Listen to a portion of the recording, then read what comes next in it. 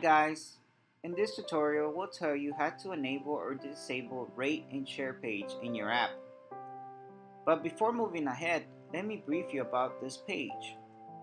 With rate and share page in your app, your users can give ratings to your app and easily share it with others. Now let's see how to enable or disable it. Enter business name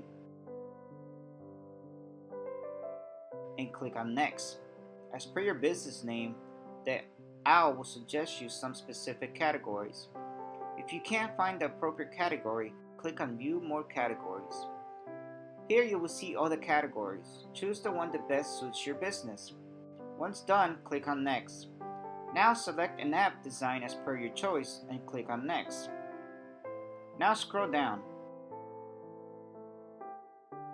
and click on Rate and Share Page and System Pages.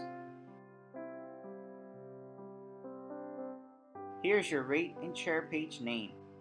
Next comes Content section. If you want, you can change the name of Rate and Share options here.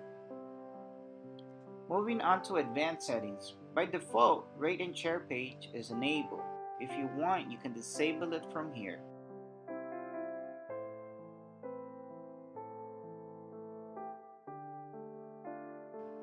Once you are done, click on Save and Continue.